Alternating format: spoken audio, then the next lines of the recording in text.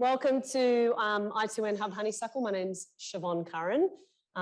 Before we kick off, well, I should introduce myself. So I'm Siobhan Curran. I'm the Assistant Director of I2N Operations and Innovation at the University of Newcastle, which is just a really weird way of saying I look after the entrepreneurship function at the university.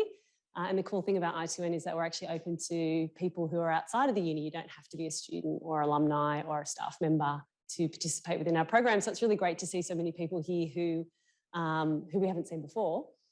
And I'd also like to introduce Richard Berry. He's the I2N program coordinator and looks after the Accelerator program specifically, plus a whole lot of other stuff, but his primary role is to deliver the Accelerator program.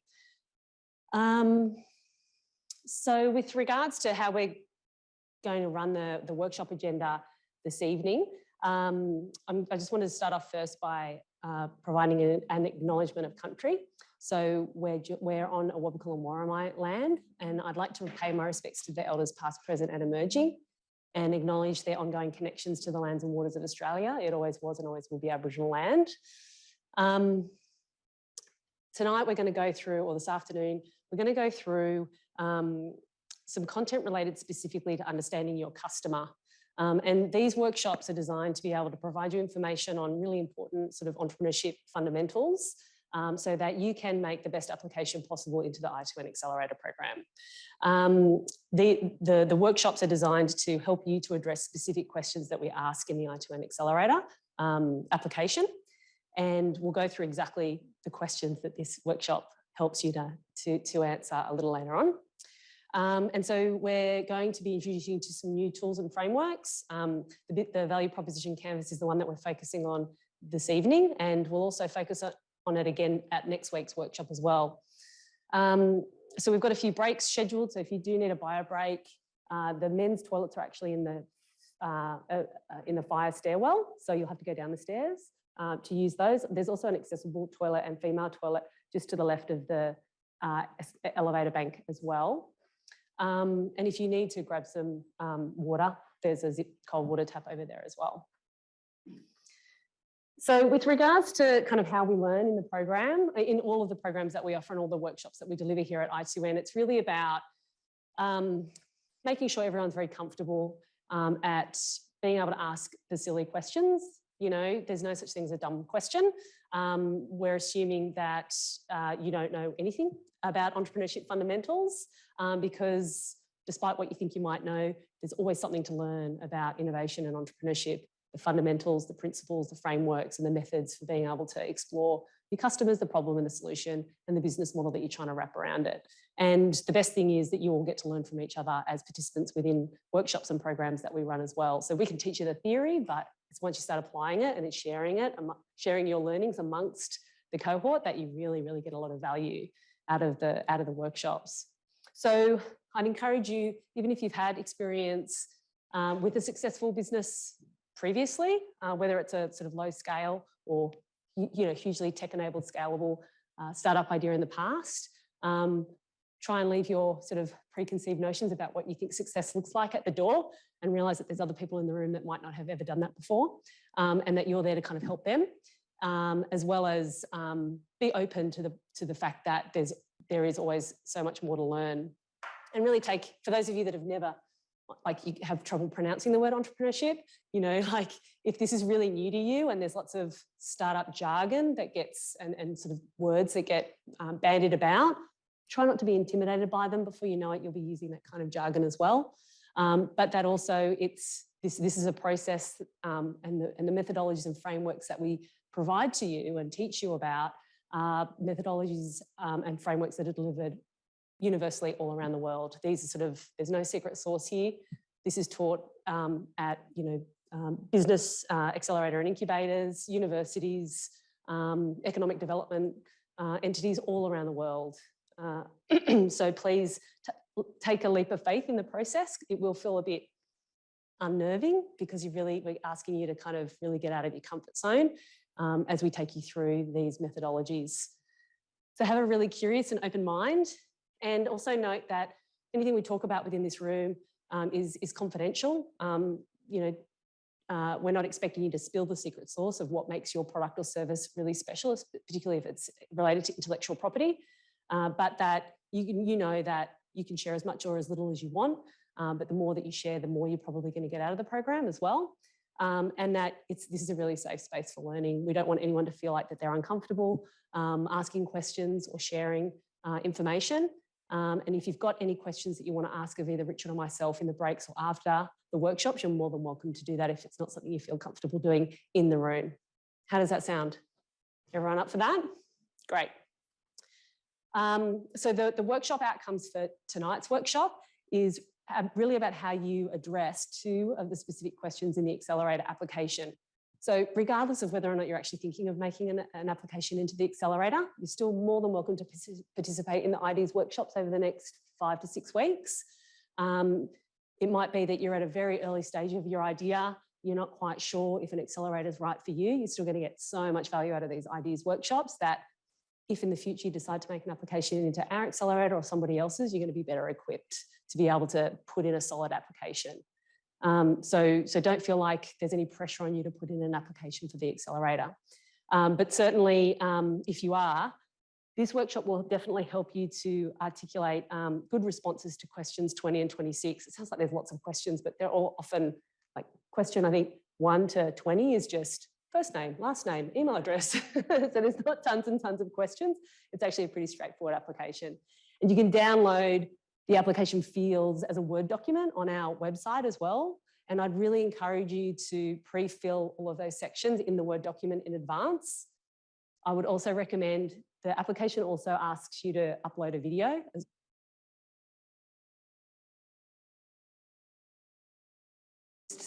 Whip out your iPhone and press record and answer the questions that we ask you to answer. But have that file ready on the side, saved onto your desktop. So when you are ready to make an application into the accelerator, you can just copy and paste those responses in the Word doc over into the type form, upload your video, submit, breathe a sigh of relief. It's all done. Okay. So I'm going to hand over to Richard now, and he's going to take us through the first part of today's workshop up until the next break. So over to you, Rich. Thank you, Siobhan. And it's so exciting for our first Ideas workshop for this particular intake of the accelerator to have so many people in the room at one time. This is really awesome. So congratulations to everyone for making it in today with the rain. And I think we're going to have a really, really great workshop this afternoon. So I'm going to ask a question. I'm going to be straight up and ask everyone what makes a good idea. Anyone in the room want to talk about what they think makes a good idea for a business? Great point. Yes, something that solves a problem. Anyone else? Yeah. That there's some customers out there that are willing to give you money for your idea. One more? Novelty. It's unique. It's the only one. That's also really, really important. So it's actually really hard to create to understand what a really good idea is and judge what an idea is that's better than another. So we've found a video which helps explain from people who are employed to give people money for their good ideas, to pick the winners from the losers. They're going to show you what they think is a good idea or is not. For our next product, we looked at the fact that cats groom each other as a form of social bonding. There's also evidence to suggest that your cat thinks you're a big cat, not a human. So why should you be left out of their intimate bonding ritual? Well, with Licky Brush, you don't have to be left out anymore. Licky Brush is a tongue-shaped brush you can use to finally lick your cat, just like a mama cat licks her young. No, you're not going to stick that in your mouth, are you? Yeah.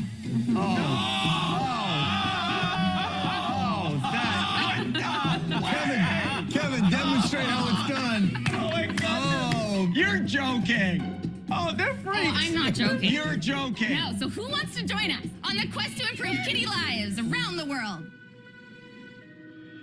There is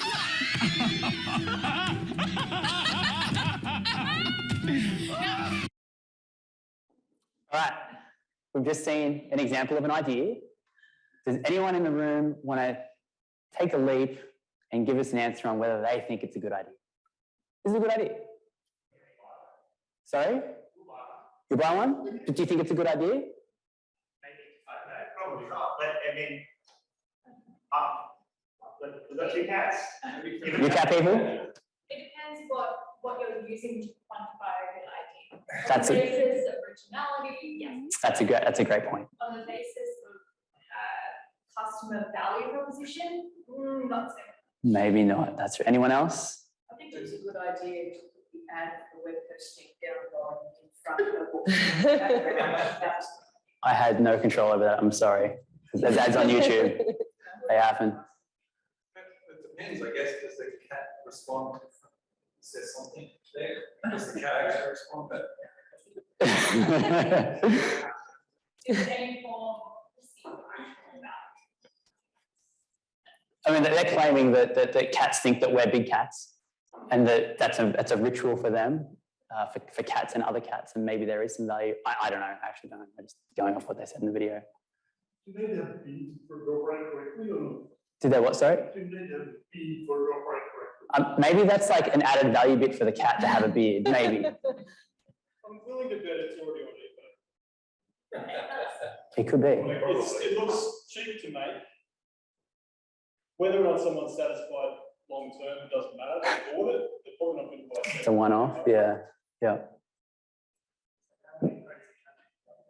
There's a lot.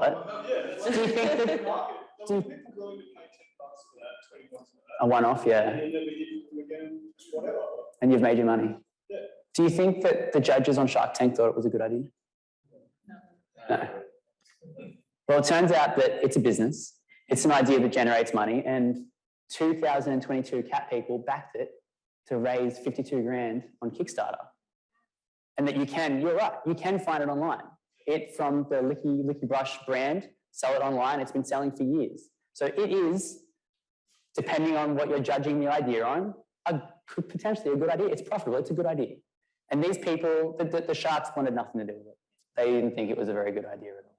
And that just goes to show that people who say that they have expertise, who think that they know what a good idea is or isn't, are not necessarily right. And we're going to dig into that today to sort of understand that ideas exist and there's ways at which that we can minimize risk and uncertainty around our ideas to validate them. So, to reiterate on what I've said, to know what makes a good idea good or bad, what makes an idea good or bad is really difficult. So the tools we're going to dig into will help us there. Anyone want to give us a quick answer on the percentage or the percentage of new markets that hit the market and fail? 90%. Great answer. Anyone else? Sorry? Higher than 90s? We've got 90 and a higher than 90 camp. Anyone else want to throw their hat into the ring? 95. So above 90 seems to be the consensus in the room. Turns out you're right. 90% of startup ideas, new ideas to hit the market, will fail coming from the Genome report in 2019. And even when you take that question and give it to an existing company, a company with customers, a company with teams of people doing research on their products and pushing those products out to the market, even they miss half the time. They miss their targets. They miss what they aim to do with their product or service release.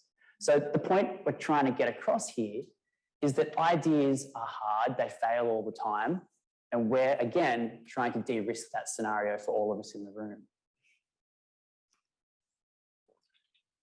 Anyone want to, I'll ask a lot of questions here. Anyone else want to have a go at giving an answer as to why these potentially good ideas fail? They don't check in with the customers. They don't talk to the customers? Fantastic answer. Gentlemen? They solve problems for nobody. There's no one there to consume or use the product. Oh, welcome. Yep. You're in the right spot. Welcome to the Ideas Workshop. I think we have some seats. There's a lady at the back there. Yep, come take a seat.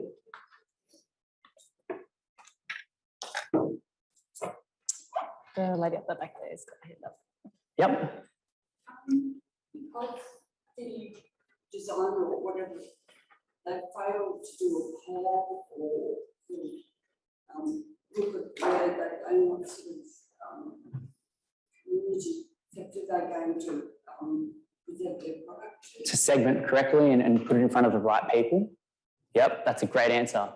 Anyone else want to have a go at why these products fail? You don't understand the customer's needs.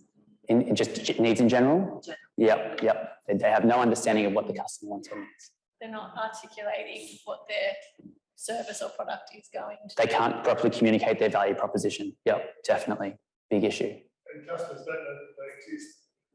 And that you can't sell a secret. If no one knows that you exist, then who's going to buy your products? They don't do that. They don't engage in their marketing channels correctly. And one more at the back. Yep. So assuming that your product takes off in the initial phase, you may not have the capital or ability to actually produce the next lot of the product. So basically people go, yes, we want the product, but you actually can't to sell it. Yeah, you flounder. You can't get your supply chains and you can't deliver on what it is that you're promising. All of these answers are correct.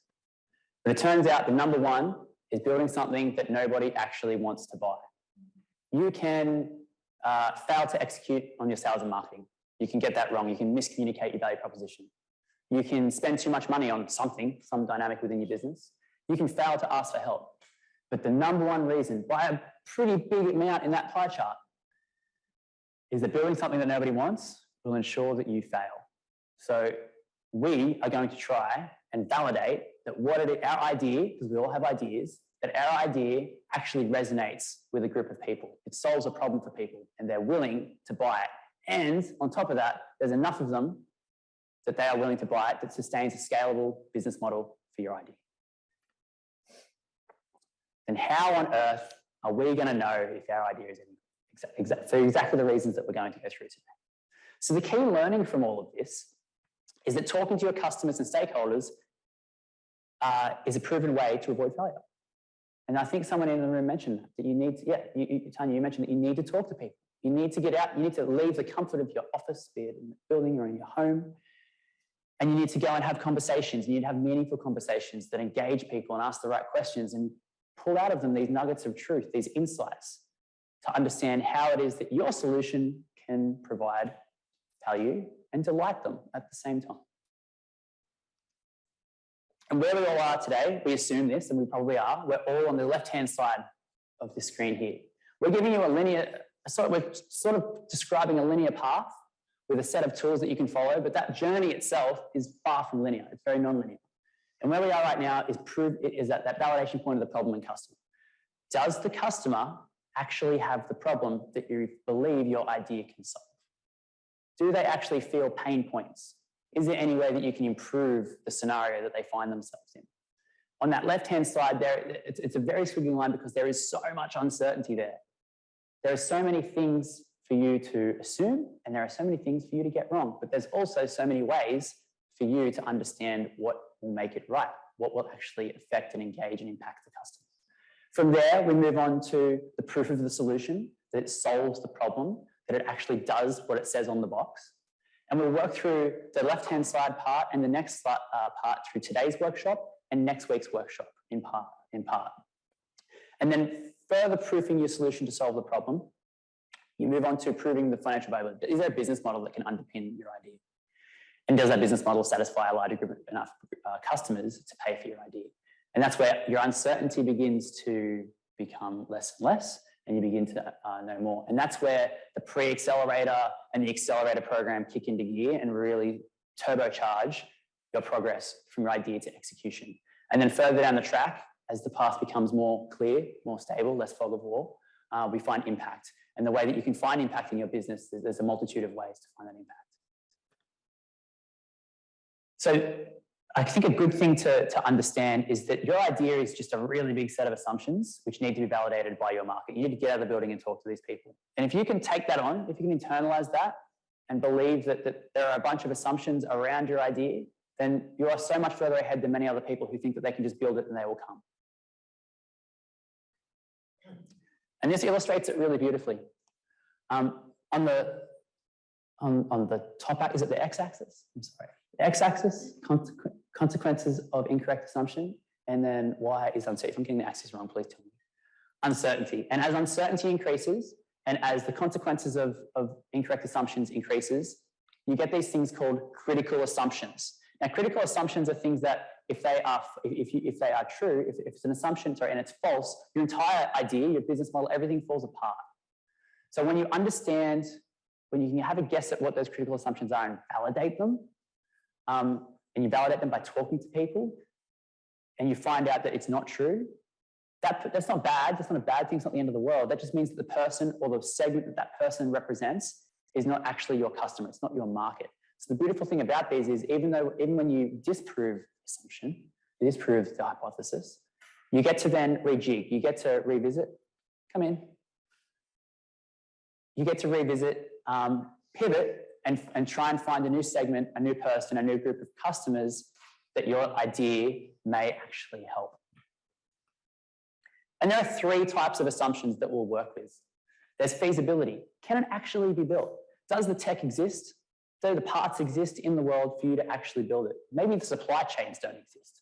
Maybe you just can't get the thing. It's infeasible. Is it viable? Is it something that can actually support is there a market that can actually support the business model? Are there enough people to spend the money? Hey, do you want to take a seat? There's a free seat just here or just there as well. So is it feasible? Can you make it? Is it viable? Is there a business model to underpin? Is there a market to underpin the business model? And finally, desirability, the third axis. Do the customers care? Do they want it? Is it desirable? Is it an attractive product for them? So another question, which type of assumptions is most critical for business's survival? So we're going to raise our hands. I'm going to go through the first to the last. Anyone in the room, do you think that feasibility is the most critical assumption for business survival? Feasibility, 1? Anyone else? Great, we've got 1. How about viability? Does anyone believe that viability is critical for business's survival? We've got 2, 3, 4, 5, viability. Yeah? Is there a business model? That's a big critical assumption for sure. How about desirability? Does anyone believe it's desirability? 1, 2, you again, 3, 4, maybe you have a 4th. And finally, does anyone in the room believe that all are equally important? The vast majority. I don't want to count that. But the majority definitely believe that all are important. I'm getting high school quizzes, like flashbacks, all of the above. All of the above, all of the above. I'll just pick that one. Look, I usually choose all. I'm a loud and proud fence sitter. I don't like to make a decision. I just like to choose all of the above. So I'm with you as well. But it actually turns out that desirability is by and far the most important critical assumption for your idea, for your product or service. If you can't make something that's attractive to people, that's desirable, to make them change their behavior even, why does it matter that it's feasible? Why does it matter if you can make it? Why does it matter if it's viable? If both the feasibility and viability... Sorry? Isn't it just a fantasy? If you can't build it, that's right, yep. If you can't build it, the other two also don't happen. But for the most part, when you're judging all 3, for severity, desirability is the one that is the most important. You need to make something that will make people engage, that will make people want to get their wallet out and pay for that thing. Also, too, it's a good point that you raise about feasibility, because there are technologies that are at sort of the bleeding edge that are maybe too early for the world to adopt or to be the right price point for people to be able to afford. But that doesn't mean you can't come up with other solutions, interim solutions that could be developed that address the same desires and that you can build a sustainable business model around while you wait for the world to get ready for that tech, right? So, hydrogen might be a really good example. There's lots and lots of hype about hydrogen as an alternative energy source, but we've got a long way to go yet before we actually bring down the costs, being able to transport it, store it, and make it. And in the meantime, everyone's looking at, solar PVs as an alternative for their energy needs instead. So, there's market forces changing opportunities all of the time. So it doesn't mean that, just because your research that you've developed at the University of Newcastle as an engineer is a really hard thing to actually build, and it's really expensive to do, and the number of people in the world that might need it right now is quite small. That could change. And you could also develop something else that's kind of like a stopgap until all of those market forces change and make it much more feasible and viable for them to be able to have that product. So a really good example of that is Netflix. When they first started their business, they were mail ordering DVDs to people while they were waiting for the technology platform to be built that enabled you to be able to stream movies direct from your smart TV. That is a great point. So the question then is not, can the product actually be built when you're looking at it from a desirability perspective? Instead, we should ask, should it be built? And a gentleman named Eric Ries, who wrote a book called The Lean Startup, if everyone's read that, great. If you haven't, I would suggest picking it up and having a read. He says that he asks, should this be built? We should be asking, should it be built? And then, can we build a sustainable business around the products and services that we're creating around the idea? So once we understand that desirability is a thing, that people actually want it, then we can worry about the other two axes within our business. And this sort of wraps it up in a really, really neat image.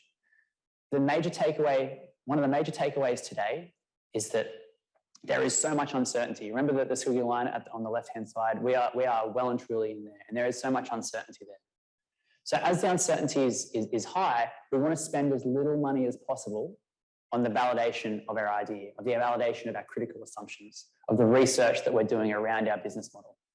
And so long as we spend as little money as possible, we're able to then impact some of the tools we'll learn today, the value proposition canvas, which will give us insight. We'll talk to people, it'll give us insight. We'll then be able to take those insights, those golden nuggets of knowledge, to then inform the assumptions that we have to validate or invalidate them. So we set hypotheses, we set up experiments, and we do that in such a way that it's circular. We continue to do it. It's iterative. It's a process. And as we iterate over that process, we spend a little bit more money because we reduce our uncertainty. And as the uncertainty comes down and our experiments become a little bit more complex, a little bit more sophisticated, we get other interesting assumptions validated and invalidated. And it's sort of a cycle. And as you can see, as you go through that process, your uncertainty level comes down around your idea and around your business model and around your value proposition. And the amount of money, potentially, that you're spending on those insights goes up. Warwick, did you have a question? No? Sorry. And lo and behold, over time, uncertainty comes all the way down, that fog of war lifts, and you're spending larger sums of money to execute on your idea, to execute on your business and deliver value to customers. So at the early stage, we spend less money because we're validating lots of assumptions at once. And one of the things that we have as founders in our little toolbox of things to do and things to have is time. And our time is, relatively speaking, free. We spend that time going and speaking to people, getting in front of them, getting those really, really impactful insights on our business model. And we continue to iterate, just like I said before. So we use that time wisely and we use our dollars even more wisely. So the key learning from that is that by identifying and focusing on your critical assumptions, you will de-risk your idea. You will understand more around the unknowns, the known knowns, the known unknowns. And by doing so, you'll de-risk your idea. You won't spend as much money. You won't waste your time. If the idea that you've come into the room today doesn't succeed, that's fine, because you've walked away with a whole bunch of knowledge that you've gathered around that market. And as evaluated for the workshops for today and the following week's workshops, you've learned about these tools, these paradigms, these ideas that you can use on future ideas. You've met with us, the I2N at the University of Newcastle, and you know that you can pull on us for help. You know all of these extra things because you've spent your time well. Do we have any questions in the room for the last few minutes of things that we've been talking about? Yep. In kind of the social media generation, as it were, the risk of producing a product that's, hyped up now and just drops straight off. How do you kind of stay, how do you adapting fast enough to make that market change? Because it is quite rapid, I don't know if you know the contour cubes, the ice massages, quick space, or really exploded, they'll make millions of dollars, and they've really dropped right off social media. It's kind of, the idea is there, the industry is there, but they've dropped off the market. And then maybe, that's a really good point. And then maybe some part of that business model that's not sustainable. It may be that it's a one and done product, that once one person buys it, they're done with it. It may be a gimmick, and the reason it's for example, on social media, it has hit such critical mass is because the algorithms picked it up. They've struck it lucky. They've done a really, really smart thing, and they've sold a bunch, but it may not work. And these are all guesses on my behalf. And the point is with de-risking, and especially when it comes to releasing an idea too early, unbaked, releasing an idea to the wrong segment, be it on social media or be it through any other marketing channel. The idea is that should you speak to the theory is that should you speak to those end users, customers, end users, stakeholders, we all talk, when I say them, I mean the same people, those end users, those people that you're impacting. When you speak to them, you gain insights, you gain understanding about their behavior. And by understanding their behavior, you can ensure, potentially, that you're not going to fall over, you're going to hit those pitfalls. You're not going to fail on one of those axes. You know, you could go viral and you're going to be able to deliver. And in actually next week's workshop, there's a case study we look at where a company did come out, their deep tech too early, didn't work. Some of the things that you mentioned. I think also too, you know, there's the flip side to that too, where you could actually undertake an experiment by promoting a prototype online and see how it gets picked up by people who like the post, share it, tweet about it, or what have you. You might not actually have enough of the product. You might not even have the distribution or production line even set up for it yet, but it's a really good indication for understanding actually how popular a product or service might be. And we've got lots of examples where people have used those kinds of, put out press releases about a product that's about to be launched, and it gets picked up by all the mainstream newspapers because it's a problem that really resonates with a particular target market, and people are going to the website and all they've got is a sign-up form. When you want to know when this product's released, give us your email address, or even put in your credit card details and we'll let you know when it's available. So I take your point though, that I think if there's a product where it's going viral on social media and it's a one and done product, it's just viral. It's like when cranberry juice went nuts, right? Because one guy skateboarded to a Fleetwood Mac song in the middle of COVID and cranberry sales went through the roof and you couldn't find any in the store. You know, you've got to kind of think about whether or not it's those types of customers are your core customers anyway. Are they just jumping on a bandwagon for a fad? But also, are they another customer segment from which you could provide another type of product, a twist on the original product? So if that had happened to me and I was a founder and a product went viral, I'd be looking at, can I give this in other colours? Is there other materials that this could be made out of? Like, you know, if it's for, I don't know, a particular sex, could I do the men's version of that? You know, that might be a way to think about how you might take advantage of the opportunity as well too. Yeah. Anyone else want to throw up a question for the first segment of today's workshop? Another one? Yeah, go for it. We just set it up, pre-advertising a launch of a product. How can you de-risk that as far as cheaper duplications appear on things like Amazon? So say I put up a photo of my product, it doesn't have all the details, but it's a pretty good idea conceptually of what it is, because I want to try and get that hype going. And then unfortunately it's mass produced in a country to a cheaper and sold. So yeah, it's I guess when it's a easily replicable product that can be ripped off in China, for example, you really want to be questioning what is different about your product that can't be replicated in China. So that's where things like brand are really important and the values of your brand. Maybe yours is made out of sustainable materials, not virgin plastic. And so it's leveraging those kinds of product or brand qualities that you would want to consider. It's okay to fail too, right? Yeah, absolutely. Accept that as the complete failure of your business. That's good. Like the lean startup is all about failing fast. If you fail within the first 12 weeks, perfect. Move on to the next idea or next experiment, right? Exactly. Absolutely. Yeah.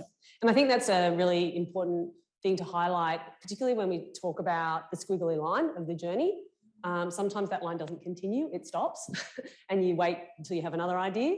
But the other graph that we showed where the financial commitment increases as the uncertainty reduces is really, really important to understand, because there's nothing that we hate seeing more, or it just disturbs me most, is when we see pre-startups or founders coming in and saying, I've got this invention, I spent 10 years building it in my garage, I've got all the patents in the world across all jurisdictions, I'm about to remortgage my house, all I need is help now to get it out there. I just don't know marketing. Marketing's not my thing. And that's really, really problematic, because if they haven't actually gone out to have conversations with potential customers and end users, how do they know what they've built, and all of that financial and time investment they've made is actually going to work? And so I think what happens is a lot of people fall in love with their idea. Their mum tells them they're good, the wife tells them it's good, or their friends are saying great idea. But when it comes to the crunch and you're actually asking people to pay, it's a completely different story. And a lot of people kind of hold off having those customer conversations because they're fearing that actually their idea might suck. But the best thing is figuring out that it sucks without mortgaging the house or, you know, spending lots of money on patents, or the right type of patent before you get to that point. So failing is great, like, because especially early on, when it's just about customer conversations and using your desktop computer to do some desktop research to see if there's anything like that out there that already exists. If so, what does it look like, and how might mine be different? Like, what other value or feature am I going to add to make mine different? You really want to be able to make sure that you're reducing that uncertainty, de-risking as much as possible, as cheaply as possible. And the tools that we'll show you today and next week help you to do that. All right, there will be more opportunity for questions as we move through the workshop. But for now, we're actually at a break. So if you need 2-3 minutes, because it's only going to be for a few minutes. So it's now 6:41, so we'll get everyone back at 6:45. It's 4:41. Oh, sorry. 24-hour time, Sean. So 4:45, we'll be back at our seats. So 4 more minutes. All right, we're going to kick off again, everyone. So if you want to grab your seats, that would be great. Sorry to interrupt all the good discussions.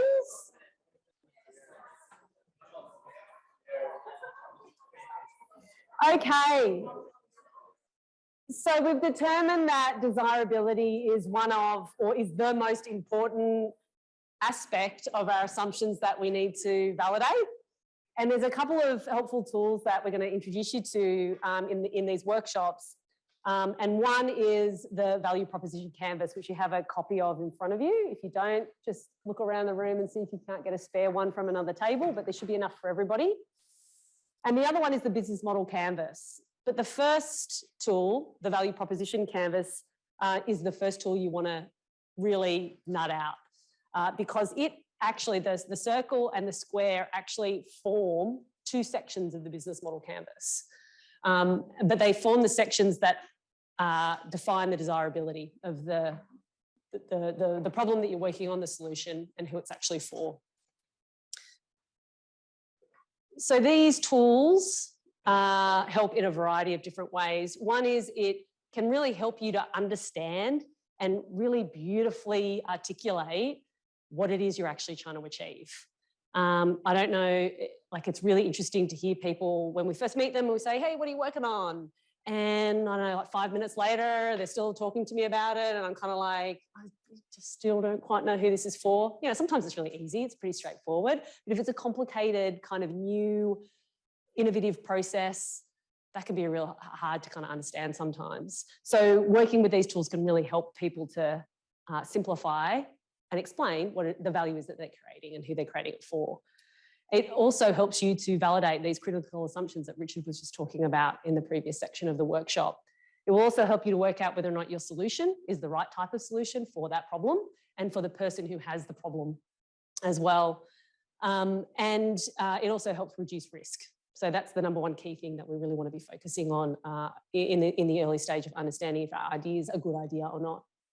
So I'm going to play a little video here, and it's just going to explain very simply what the value proposition canvas does and the elements of it. Oh.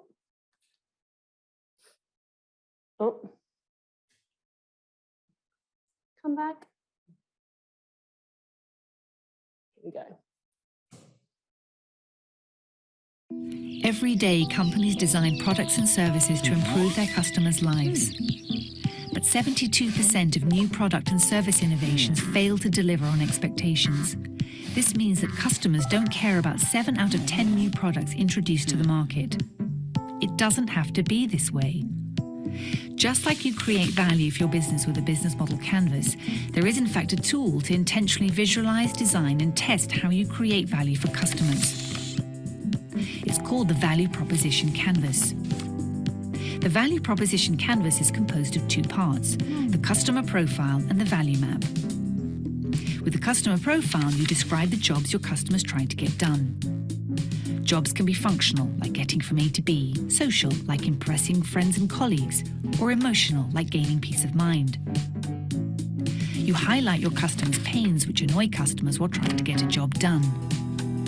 Pains and negative outcomes that customers hope to avoid, like dissatisfactions with existing solutions and challenges, frustrations, risks, or obstacles related to performing a job.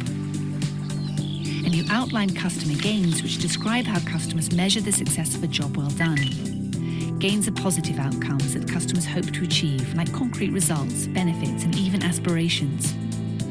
Use the customer profile to visualize, test, and track your understanding of the people or companies you intend to create value for.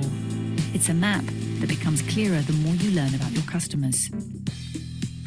The second part of the canvas is the value map. With it, you list the products and services your value proposition builds on.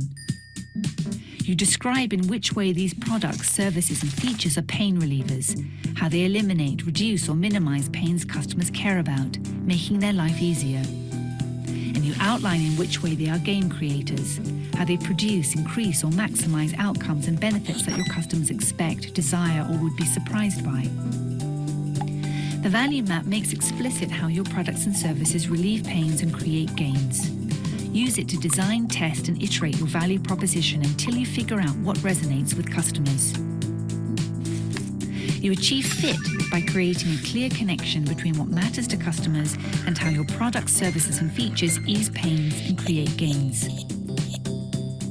Great value propositions target essential customer jobs, pains, and gains, and do so extremely well. Your customer profile may contain countless jobs, pains, and gains, but your value map highlights which ones you intend to focus on. But don't forget, an outstanding value proposition can still fail if your business model is flawed. Successful companies embed outstanding value propositions in scalable and profitable business models. Use the value proposition canvas to create products and services that customers want. Get started at strategizer.com.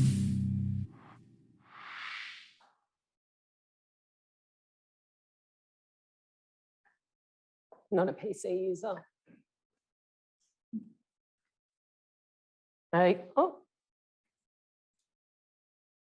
Okay. Richard was just coming in to save me then, but he was foiled. I figured it out. Okay, so the value proposition canvas, beautifully explained.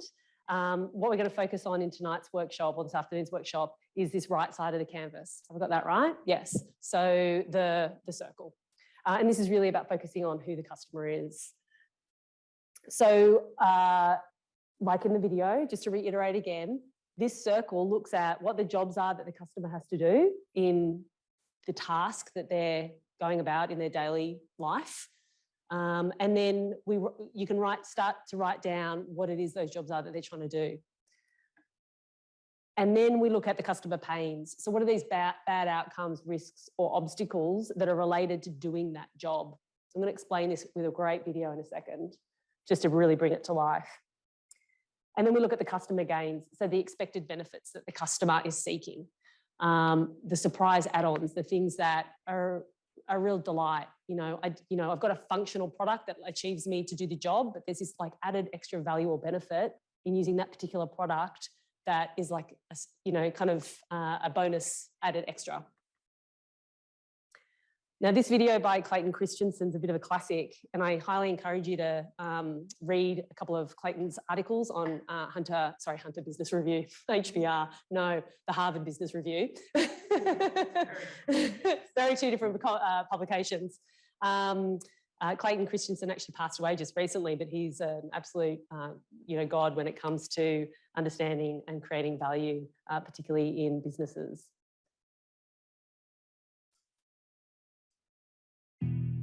We decided that the way we teach marketing is at the core of what makes motivation difficult to achieve. The most helpful way we've thought of it so far is that we actually hire products to do things for us. And understanding what job we have to do in our lives for which we would hire a product is really the key to cracking this problem of motivating customers to buy what we're offering. So I wanted just to tell you a story about a project we did for one of the big fast food restaurants. They were trying to goose up the sales of their milkshakes. They had just studied this problem up the gazoo. They brought in customers who fit the profile of the quintessential milkshake consumer. And they'd give them samples and ask, could you tell us how we can improve our milkshakes so you'd buy more of them? Do you want it chocolatey or cheaper, chunky or chewier? They get very clear feedback. They would then improve the milkshake on those dimensions, and it had no impact on sales or profits whatsoever. So one of our colleagues went in with a different question on his mind, and that was, I wonder what job arises in people's lives that cause them to come to this restaurant to hire a milkshake. So we stood in a restaurant for 18 hours one day and just took very careful data. What time did they buy these milkshakes? What were they wearing? Were they alone? Did they buy other food with it? Did they eat it in the restaurant or drive off with it? It turned out that nearly half of the milkshakes were sold before 8 o'clock in the morning.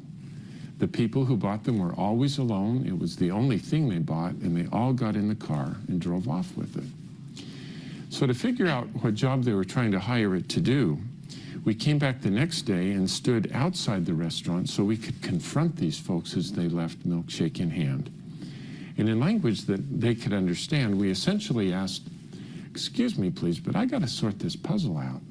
What job were you trying to do for yourself that caused you to come here and hire that milkshake? And they'd struggle to answer, so we'd then help them by asking other questions like, well, think about the last time you were in the same situation, needing to get the same job done, but you didn't come here to hire a milkshake. What did you hire? And then as we put all of their answers together, it became clear that they all had the same job to do in the morning, and that is they had a long and boring drive to work. And they just needed something to do while they drove to keep the commute interesting. One hand had to be on the wheel, but somebody had given them another hand and there wasn't anything in it. And they just needed something to do while they drove. They weren't hungry yet, but they knew they'd be hungry by 10 o'clock. So they also wanted something that would just pull down there and stay for their morning. Good question. What do I hire when I do this job? You know, I've never framed the question that way before, but last Friday, I hired a banana to do the job. Take my word for it, never hire bananas. They're gone in 3 minutes, you're hungry by 7:30. If you promise not to tell my wife, I probably hire donuts twice a week, but they don't do it well either. They're gone fast, they crumb all over my clothes, they get my fingers gooey. Sometimes I hire bagels, but as you know, they're so dry and tasteless. Then I have to steer the car with my knees while I'm putting jam on them, and then if the phone rings, we got a crisis. I remember I hired a Snickers bar once, but I felt so guilty I've never hired Snickers again. Let me tell you, when I come here and hire this milkshake, it is so viscous that it easily takes me 20 minutes to suck it up that thin little straw. Who cares what the ingredients are? I don't.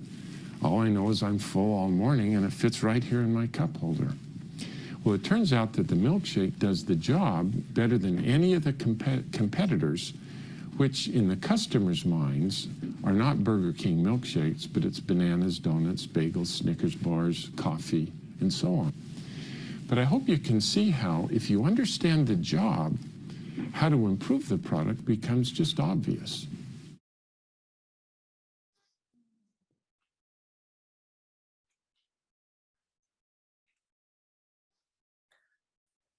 Nice little explainer, right? Like a simple everyday task people do. Fast food restaurants just probably increase their profit margins by selling more milkshakes, like promoting them as a breakfast option through the drive-through as a result of those kinds of insights. So it can apply to existing businesses with products and services that they might be wanting to scale up, or brand new ideas as well. The same principle applies. You really have to understand what it is the job is that the customer's trying to do that your solution provides value for.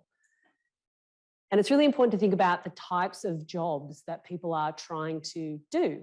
Those jobs can be functional jobs, emotional jobs, and social jobs. So if you think about middle-aged mother with a teenage son whose friends come around to the house every afternoon, they're ravenous after school. I'm not going to be buying them connoisseur vanilla ice cream. If I do, I hide it in the freezer out the back. I'm getting the 4-litre container of, I don't want to say no name, because I do want them to have some kind of nutritional value within the ice cream. Make sure it's at least made out of 100% milk. But I'm buying the cheapest one I can that's on special, right? Because I just need that job to get done. So they're not raiding the pantry for a whole bunch of other stuff that's more expensive than the ice cream. But I will have my connoisseur ice cream in the freezer out the back that I hide away from my husband and I, because when I've had a stressful day at work, I deserve a really nice bowl of beautiful French vanilla quality ice cream. It costs me more, but it's something I'm prepared to pay for as a reward to myself for doing a good job. And if I have a social conscience / I want to signal virtue signal a little bit, I might decide to buy Ben & Jerry's, or maybe it's just because the flavors are better with Ben & Jerry's than they are with connoisseur. But Ben & Jerry's, they apportion off some of their profits to social causes, right? So if I'm having some girlfriends over, maybe I'm going to buy the Ben & Jerry's just to let them know that I'm doing my bit for the world today. And we can all feel good about eating ice cream. So what I'd really like you to consider is whether or not you can apply the jobs to be done to the idea that you've come in with today. So think about the idea that you've got, or pick one if you've got a few, and consider what are the jobs that need to be done by the end user, the beneficiary, the customer that you have in mind. You might just want to write it down on the back of your value proposition canvas. I'll just give you a couple of minutes to think about what are those jobs to be done. Consider what happened in the video with someone who's just on a long commute, that's bored, needs something to eat, and wants to occupy their time.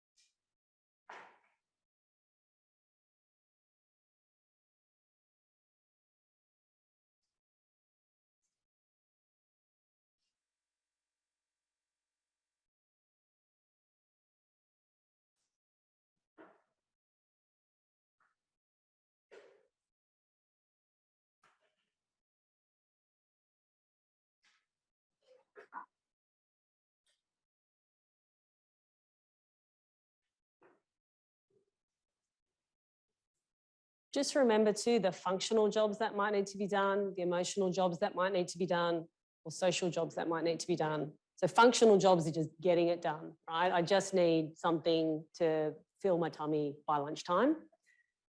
The emotional jobs are more related to how the product makes you feel. And the social jobs are related to how the product makes you look. So just consider, you don't have to have all of those three, but maybe some of the jobs to be done by your customer cover 1, 2, 3 aspects of the jobs to be done, the types of jobs to be done.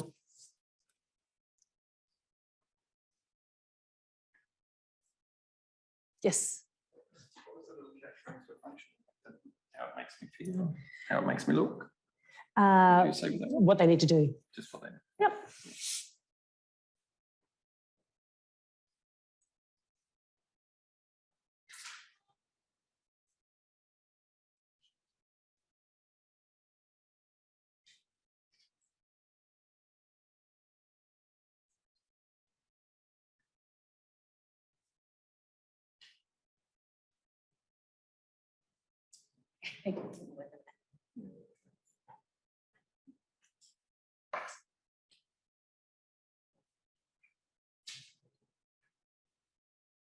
Has anyone got any questions around jobs to be done?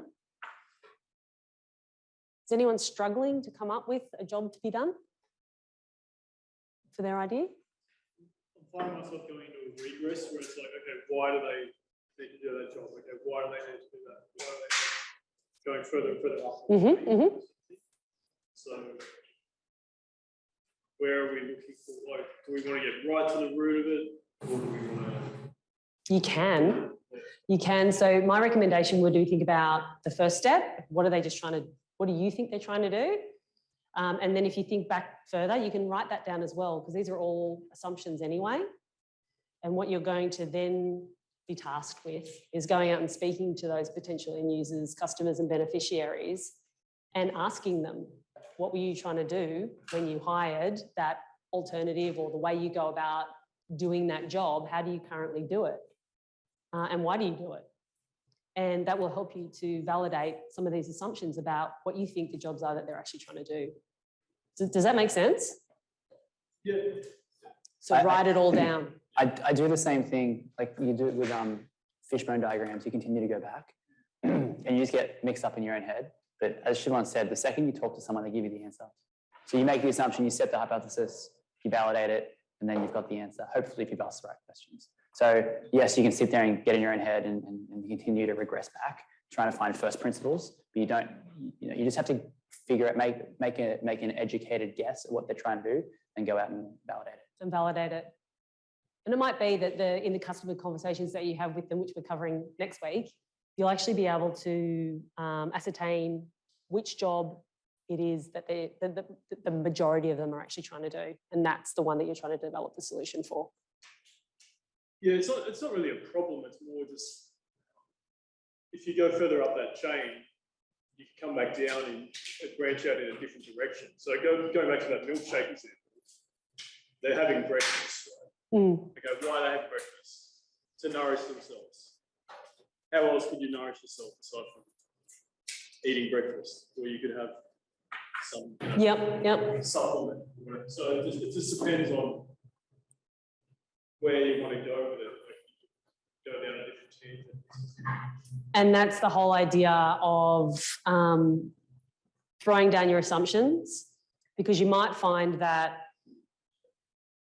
if I'm trying to figure out what would make someone want to use my solution, I'm guessing it might be people who work out at a gym. So it would make sense for me to open up a milkshake outlet next to a gym.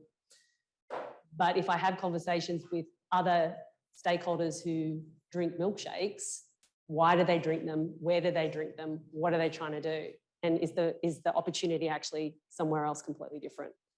And when we talk about pivoting based off of feedback, you just kind of like, by writing down all the assumptions first, it's just increasing your surface area to explore other opportunities. And you go and speak to people at the gym, they're like, yeah, I don't drink milkshakes. That's so 2009. What I'm doing now is celery juice.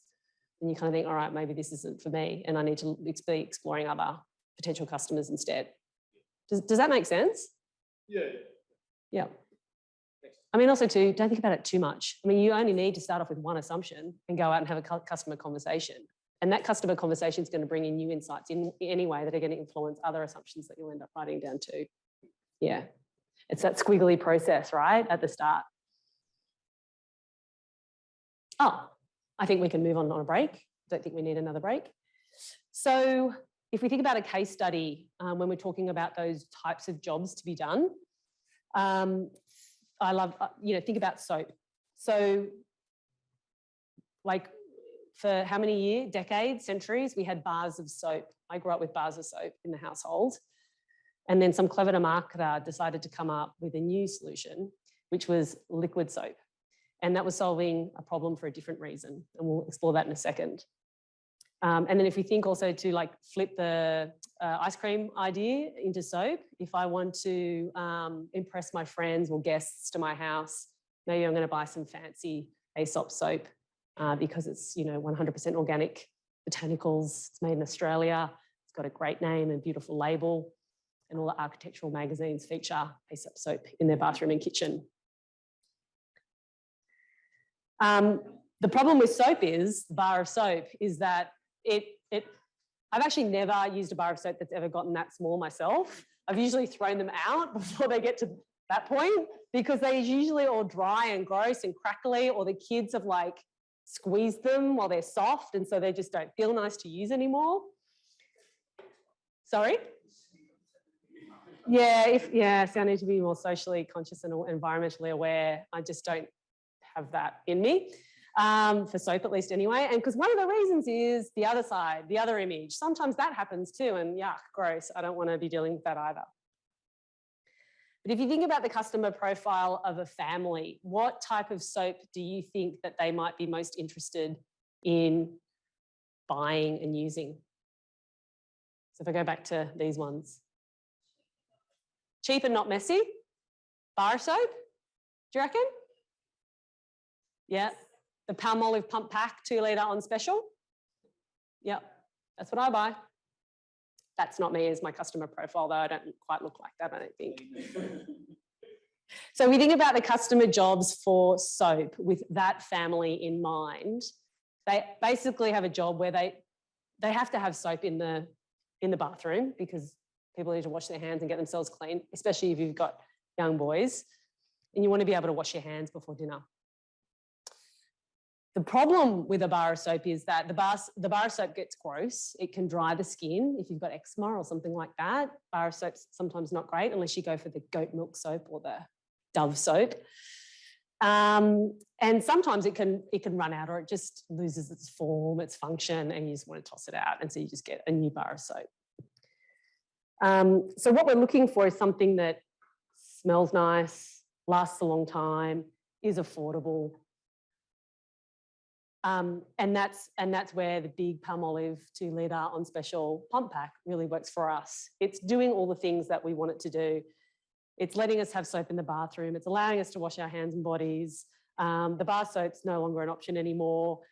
It won't run out quickly, hopefully, unless you've got lots of children, I suppose, who love taking showers.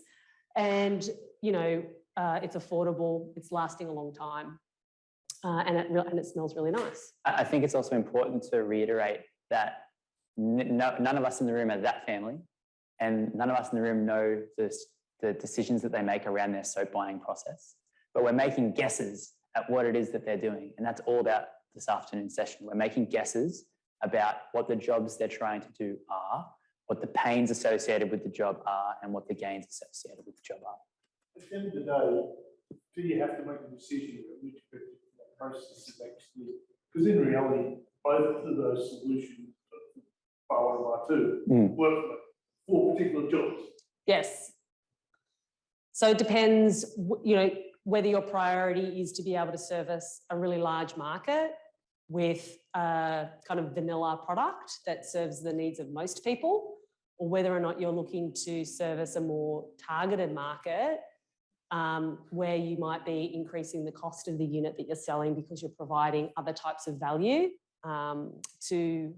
so it might be in the case of ASOP, you know, you're providing this other type of value, which is a social and emotional value to the job to be done.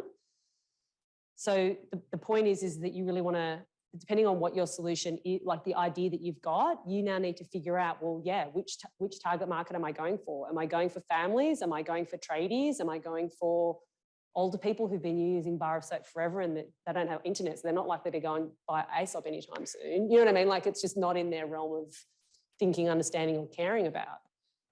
But that's what you're trying to explore and figure out, who is the target market, the customer that your idea services the best. Going through that process, though, sometimes you also find that one particular part of the job actually might satisfy all three, the functional, the emotional, and the social, all at once. And then all of a sudden it just seems out as this is the one I've got to hit first. Someone jumped out, you didn't have to realize that first one. So it's a good process. Yeah, that's a really great point.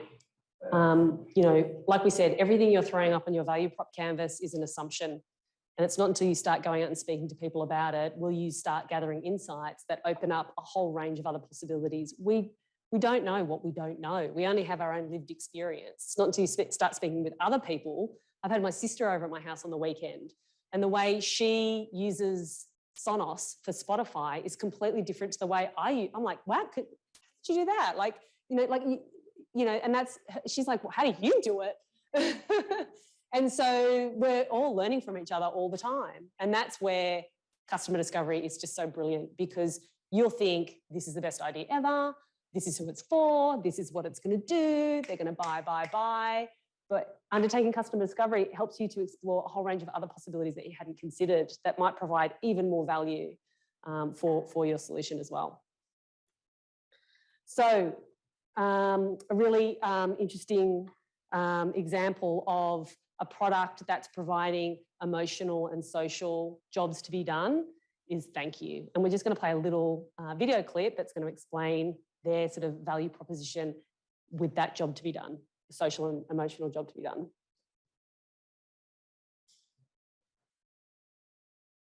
Oh, here we go. See, before the pandemic, we, the world of consumers, spent $63 trillion on stuff.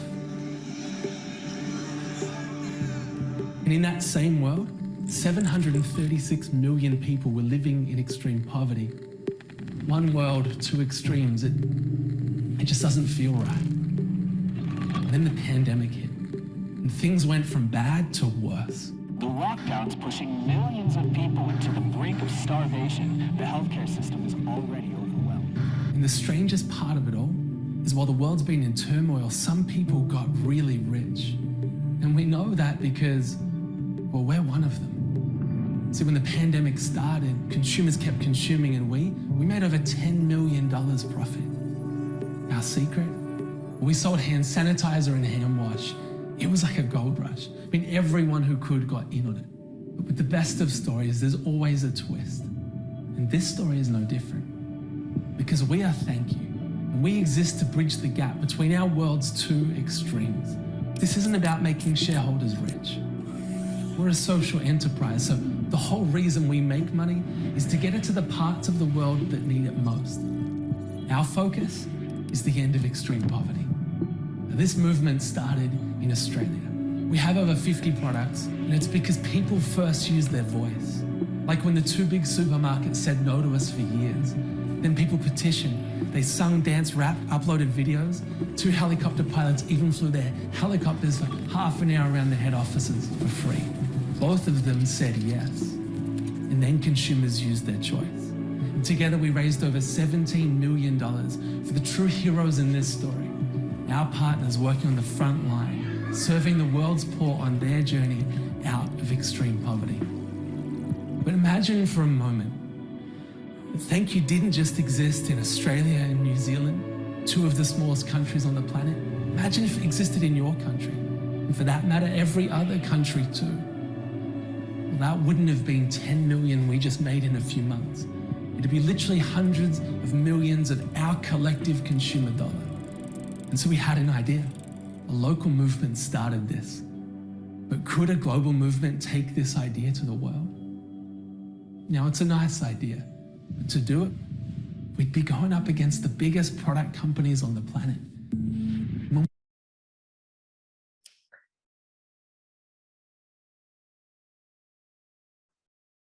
So there's a really great example of a company that's now stocked in 2 major supermarkets in Australia, plus the independents, that is really able to take something as boring as a bar of soap and make it something that's practical, functional, desirable, and feasible.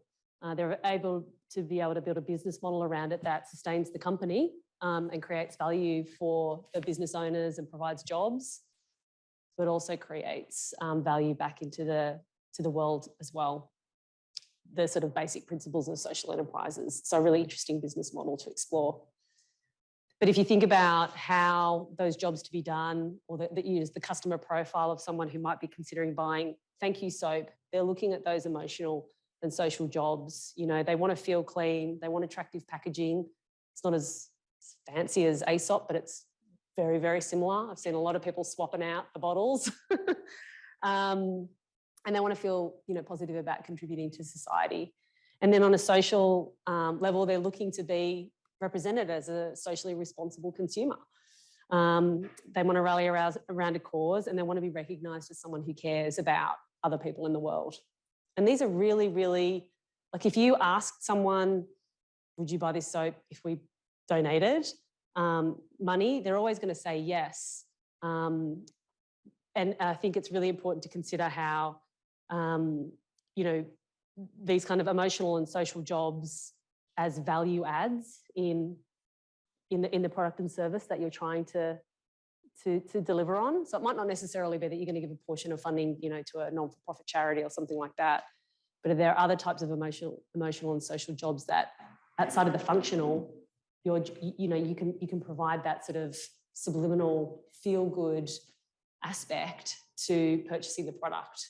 And that's where kind of brand and social missions and values of your company come into play.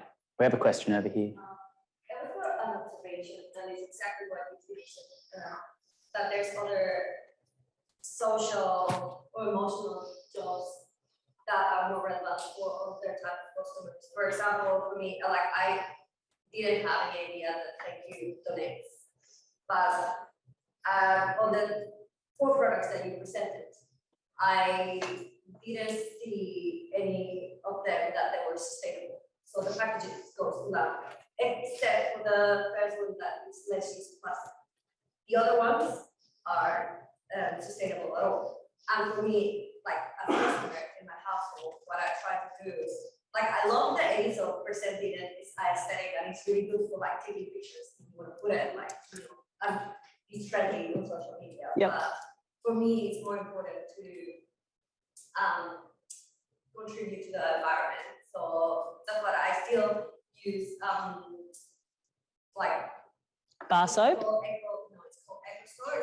Oh yeah, yep. It's a New Zealand brand actually, and I think this is, as far as I know, I don't think they do it in Australia, but in New Zealand they do have refillable places in the supermarket. Major supermarkets, they have refillable for detergent, hand wash, body soap, and everything. Yep. So that's kind of like another type of customer and another type of like social job and emotional as well. Yeah, absolutely. Yep. 100%. So we're going to move on to an activity now. Thank you for that insight. That was really helpful. Which is now to fill out your own customer profile. So you might already have some ideas around jobs to be done. So as you've been percolating those ideas, you might be able to refine those a little bit and throw those down on your value prop canvas. What I would highly recommend you doing is grabbing some Post-it notes out of your green bin or your stationery thing there and start throwing up some Post-it notes, completing your jobs to be done, the pains that people encounter doing those jobs, and then what the gains are that they might like to achieve with a particular product or service that you might have in mind. I'd highly recommend just considering whether or not you might just want to put on 3-4 Post-it notes per section. If you've got more that you're kind of thinking of later that you don't think are as important, you could probably just leave them to the side a little bit. They might be important later. You can still keep them, but just try and think of like the most critical jobs to be done, the most critical pains they encounter doing those jobs, and critical gains as the ones you want to really feature on your value prop canvas. And if you're writing more than 8 words on a Post-it note, you're doing it wrong. It needs to be explained really simply. 3 to 5 words on a Post-it note, that's it. We'll go around the room now and help you guys out. So some of you might, in trying to think about the jobs to be done, the customer, is that you might be wondering what's the difference between a customer and a consumer. Does anyone want to take a guess at what the difference is between a customer and a consumer? You're buying the ice cream for your son and his friends. You're being the customer, and the consumer will be your son and your friends. Fantastic answer. So did everyone hear that? The difference being when I was buying the ice cream for my son, I was the customer, but I didn't consume it. My son and his kid and his friends did. So it's really important to consider that there are different types of customers. there are the decision makers in large organisations like University of Newcastle, where the student might benefit, the end user might actually benefit from your problem, sorry, from your solution, hopefully not from your problem. But they're ultimately not the decision makers when it comes to purchasing, making a decision to purchase that particular product. So there's other people in the university that make the decisions about whether or not we'll go ahead and buy it. And then you've also got the economic buyers as well. So in an organisation like the University of Newcastle, there are people who then need to approve whether or not we can afford to buy that particular solution for students, as an example. Or it could happen within the household. So the person who makes the decision at the shop is someone who's very different. It can sometimes be someone very different to the person who's actually providing the money to buy it versus the end user. So you think about kids and pester power at supermarkets. They're the end users. They're going to pester you for the lolly and you're over it. So you're just going to buy it so you can shut them up. Or maybe they've actually been really good and they deserve the lolly. Let's try and be nice, shall we? And so I'm the economic buyer. I'm the decision maker in that process, and my pestering child is the end user. So what we're going to do now is ask for some brave, yes. Pressures go both ways and all those emotional factors. So on one hand, you've got a child that's screaming they want the lolly, but on the other hand, you can feel like you're caring for being with the caring parent by giving the right kind of lolly. Yeah, that's a really great point. So Gary was just saying, you know, if a kid's pestering you to buy a lolly in the supermarket, you can make a decision where maybe it's not the caramello koala. I was going to say, but an apple. What parent would do that? No parent's going to do that. Actually, you might go for the free fruit at Woolworths, right? Like, go take those. But yeah, you might make some choices. You know, if they're asking for the party pack of chicken chips, you might say, how about this little Kinder Surprise instead? How about that?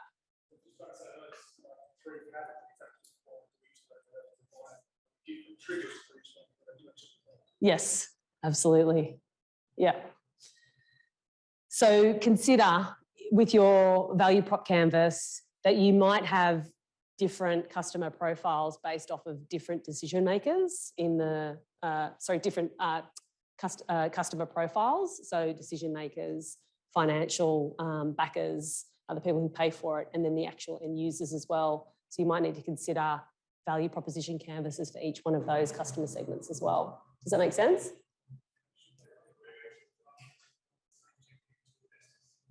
Oh yeah.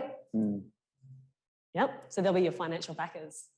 Yep. What if you're looking to raise capital or you know, for investment, or you're going for a government grant, what do you need to put in the grant or pitch to the investors to make it attractive for them to want to be able to invest in your company as well? How are you appealing to them?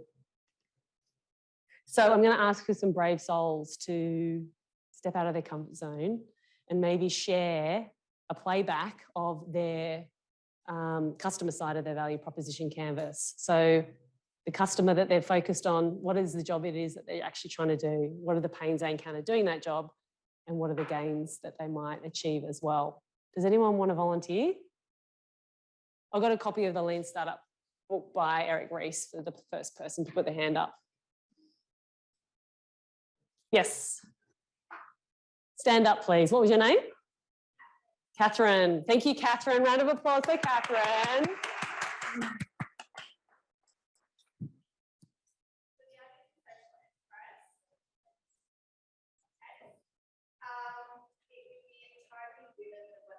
Relationships without finances or education, potentially having to change their names and therefore have no identity stream.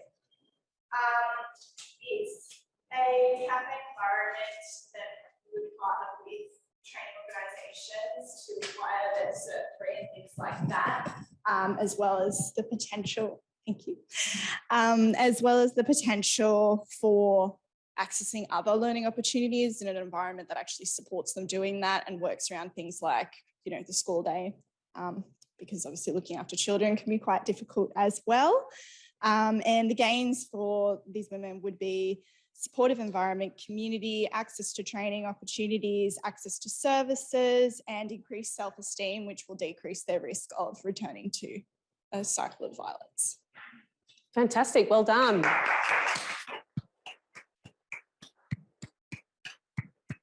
Any other brave souls who'd like to offer up their idea and the customer profile? Oh, great. What was your name? My name's Ian. Thanks, Ian.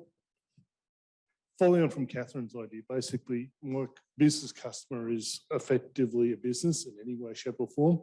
Basically, looking at the concept of improving workplace performance and productivity and things like that. In reality, the jobs that we need to do is look at skills recognition, improving the recruitment process, and improve the ways you can attract and retain your staff. Effectively, that's one of the biggest problems at the moment. Some of the gains that we've put into the process, we can actually select appropriate people within our staff to do the skills based on the skills that they've got, based on, instead of just picking the top of the list, name at the top of the list. We can actually recruit, you can have a workplace qualification, which can actually have the employ people to train people to do work within your particular environment, things like that. And you can improve the recruitment process through the process of actually getting the best people to do the job. And with reference to this, the pains are more around this lack of skill recognition in the workplace and things like that. Thank you, Ian. Anyone else want to share? One more person. Hey, well done, Paul.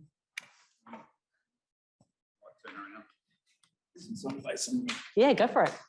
Come on up. Hi, everybody. I'm a bit different. I'm an electrician, and I actually have products that I've invented through working in the industry in my life so far.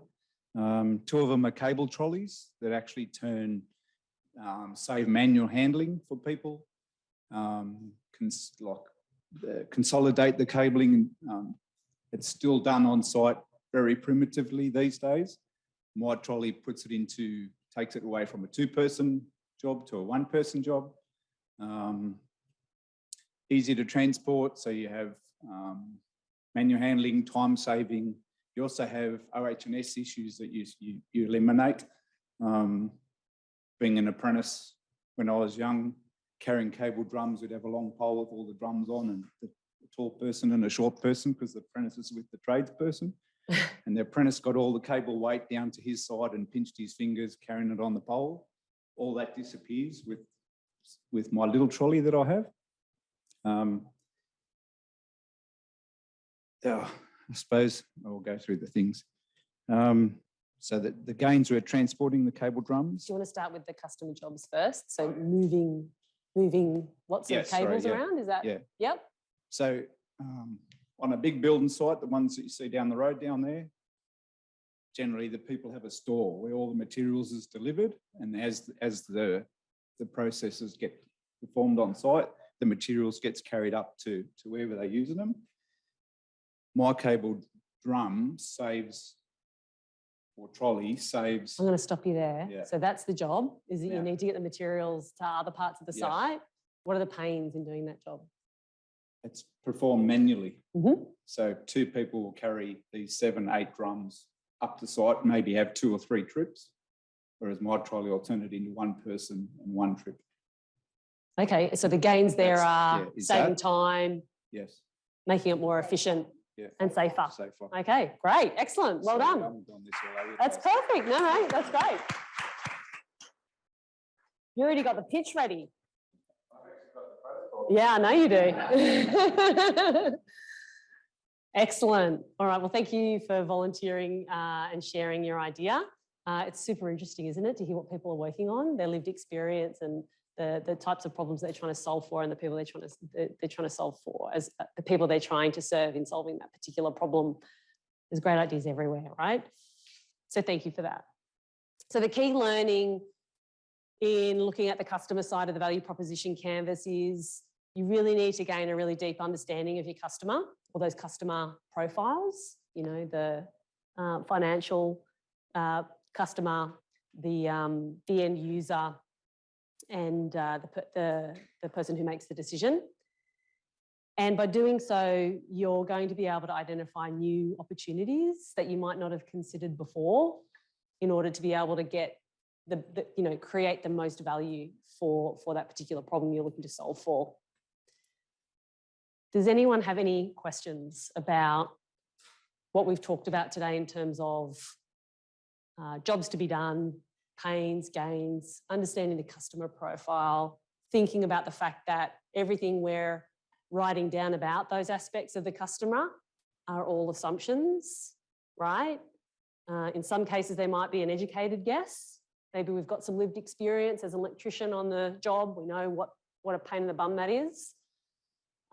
Yes, Abid.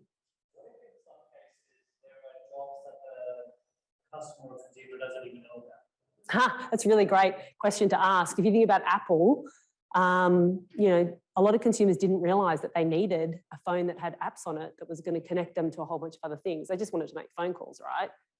And sometimes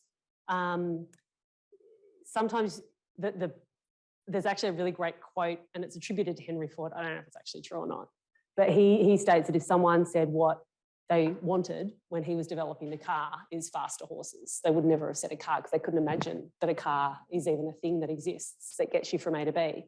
They would have just said they wanted faster horses. And so sometimes innovative solutions are developed that are ahead of their time. And what's beautiful about them is that they're creating gains that people didn't even realize they needed. And that's what makes them so attractive. That's what makes them go from such quick adoption to early adopters, like the Apple fanboys, to mainstream. Even my father-in-law, who has been having a flip phone for the last 15 years, has finally converted to Apple. He'd be a late adopter. But these are products and services that have rapid adoption because they're providing such incredible gains that people hadn't even thought, wow, that's amazing. How did I live without that? How many times have you gotten into a taxi and gone to just get out of the taxi, forgetting that you actually have to hand over your credit card or your phone to pay because you're just so used to Uber now?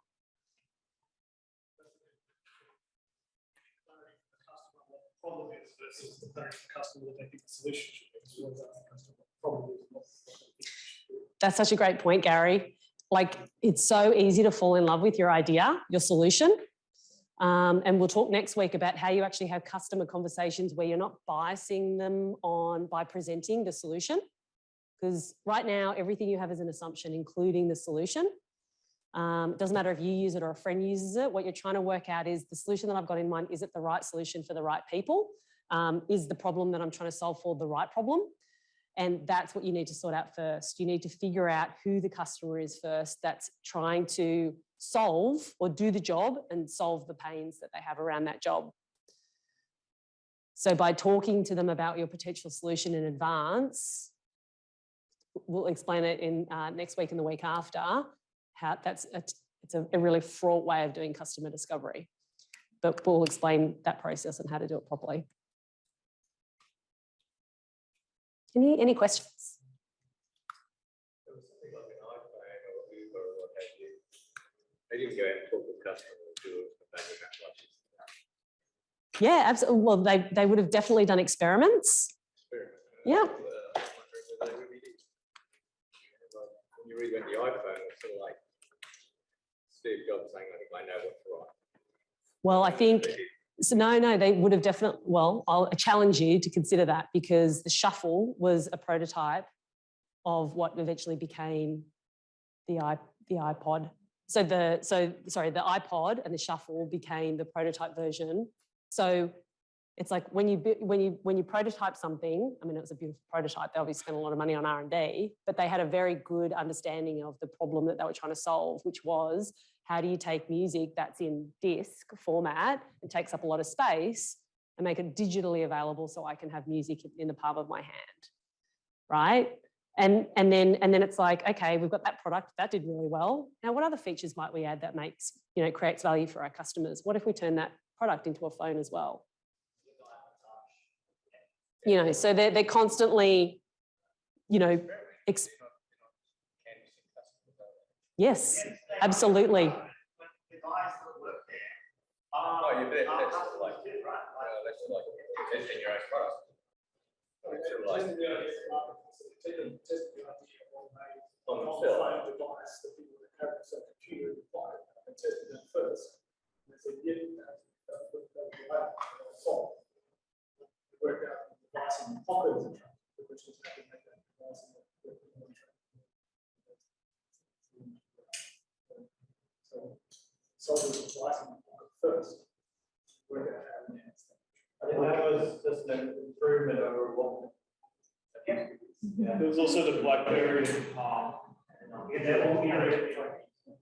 Yeah, but all of those solutions are going for different features to provide different types of value. I think. So BlackBerry's, a computer, typical keyboard you carry around. So the iPod is coming from a different direction. They're just converging on. Yeah, well, they're leveraging the same type of technology that's that's available at that time. Yeah, absolutely. I think also what Laurie is sort of insinuating is that no, Apple, their C-suite, the people within the organization aren't sitting in workshops like this and using tools like this. They have far more insight. So when you think about the curve earlier on in the talk this afternoon, they have far more insight into their company. They have far more insight into their customers, which means they can spend more money, so they can do more sophisticated experiments. They're still running experiments nonetheless on the market and through prototyping. I think you need to, like for us at the early stage, at the start of our innovation and entrepreneurship journey, we have way more unknowns on our journey. And so we use tools like this to get us from 0 to 1 much quicker, really efficiently. Whereas Apple are going from like 55 to 100. So they're using different tools. And also too, like it's, Apple's been around for a really long time and they've been innovating and experimenting since the 70s, right? So every product and innovation that they've developed leverages the technologies and innovations they had before them to build and iterate and constantly grow and change. So, sorry? No, of course not. And, that's where you will experiment and invest in a product or feature and it flops because you haven't done your customer discovery correctly. Maybe you get a big head and think everything, as long as it's got the Apple logo on it, everyone's going to want what we've got. We've got lots of examples of corporates that get this wrong. I'm just trying to think of, yes, we do a really good one. But, you think about, what is it called? 3D TV. Like, how many people went out and bought 3D TVs? A lot of people did, but it was actually a terrible experience at home, really. And does anyone make 3D TVs anymore? No, not one of them gets sold. No, don't start a holy war. Yes. So when we're training the audience, right? Is it better to train a specific audience or start training the needs, specific needs? Like starting from the needs that we are addressing and starting from the audience and what might be the jobs that they're trying to do. So if there's a job to be done, who's doing that? Who feels like who does the job? Start from the job. I would start from the job. And then what you're trying to figure out is when I put an assumption down about who I think that person is that assumption correct? Are there other market segments that I'm not considering? Because if we start doing the other way around, starting from the customer, like a particular group that we're targeting, then start on specific behaviors, specific needs, specific patterns that they have, and that might lead to things that we have. Yeah. I think there's a tool called a customer persona. So creating a really clear outline of what your customer is using that. So who is your customer? What are their values? What's important to them? And then you go to the jobs. That's how I. Yeah, that's the other way. So we don't start from the job, start from the customer. That's very important. It would depend on the product. I think it's quite interesting. Yeah. That's it. Yeah. The milkshake example, they found out customer first. Yeah, but I'm asking about the starting point, right? Like your initial first thought starts from a point. Right? Probably it's related more to the product things that we try to solve. Well, I think it's more related to the problem that you're trying to solve, right? Then you might have some guesses about who you think is. Yeah, definitely. Because if you're looking at the customer first, I mean, there's a million jobs that a particular customer segment might be trying to do. So you really need to be coming at it, I think, mostly from the point of view of, well, what problem are you actually trying to solve for? And then who has that problem?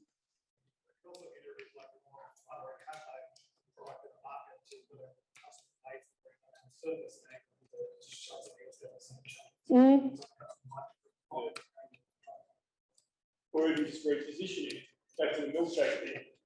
They had the milkshake, they had the customer. Yeah, but What in is it the, they're in trying the to do? April example, they said customers are everyone. You don't have a particular. Who's that, sorry? The applications are called the approach of creating the need. So then it was not there. They created the need and everybody has it.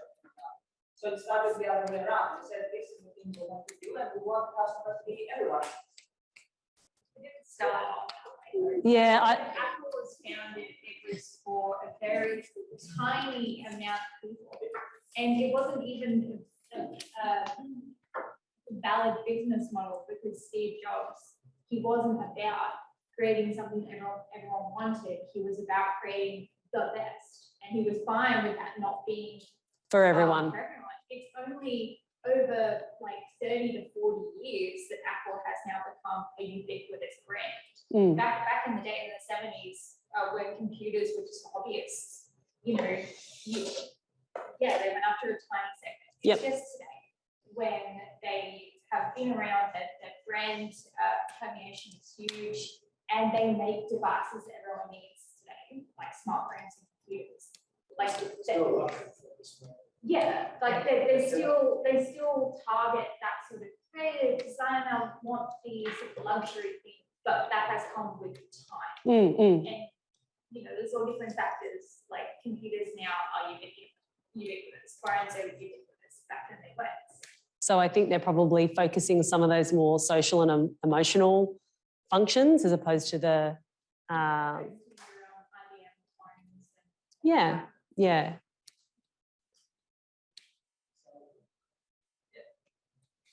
Say that again, Gary. Yeah, and work from there. There's no right way to start. Like, yeah. Because don't forget the squiggly line too, right? Like, it is a journey trying to really zero in on the customer profile that you're looking to service and developing up a solution for them that's going to create that value. And there's, you know, this is definitely a fantastic tool for you to start really considering what are the things that I need to be able to provide to a customer segment, particularly if you already have an idea in mind. And next week, we'll talk a little bit more, we'll move on to the left side of the canvas, which is then taking your idea that you've got and filling in the sections of the value side of the canvas, and also talking to you about how we then test assumptions as well through customer discovery, getting out of the building and actually speaking to people to validate those assumptions as well. So next week we have the Communicate Your Value workshop, same time, same place, same back channel. The following week we have Know Your Market. So this is really undertaking market discovery and also understanding, you know, if I'm going to zone in on a particular customer profile and it won't be right, it might be wrong, and that's okay. You just need to start from somewhere. What does the market look like? What are people using already to solve for this problem? So you can start understanding how yours is different and how you can create value. And then not only how big is the market in Newcastle, but how big is it in New South Wales, Australia, and globally as well.